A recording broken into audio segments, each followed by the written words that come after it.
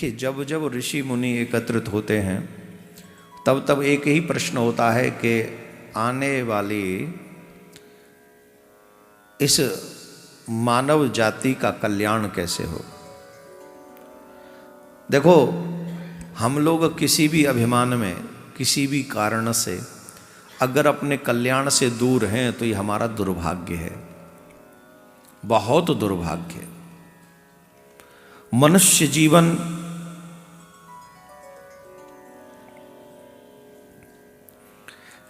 आसानी से तो नहीं मिला है, बड़ी मुश्किल से मिला है।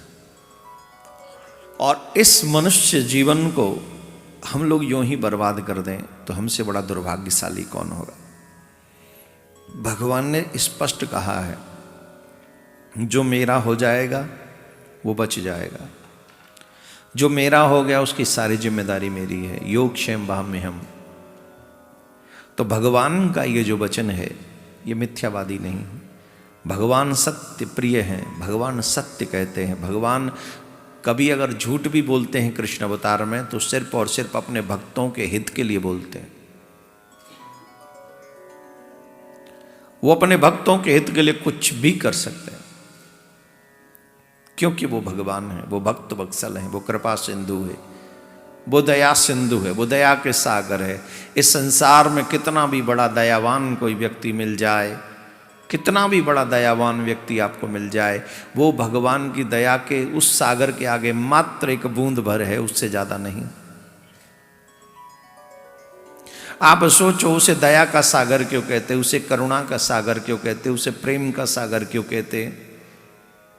वो साधारण शब्द नहीं है, ये वो है ऐसा,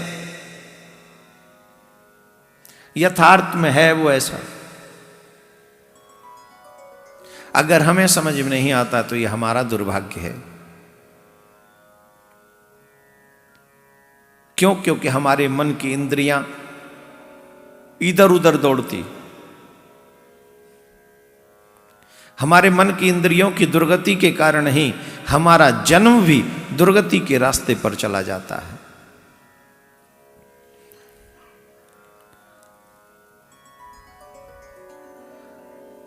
मन की दुर्गति कर्म की दुर्गति बना देती है, और कर्म की दुर्गति 84 लाख योनियों में हमारी दुर्गति करवाती है। सब कुछ डिपेंड है तुम्हारे मन की गति पर। किधर जा रहा है तुम्हारा मन? तुम्हारा मन जिधर जा रहा है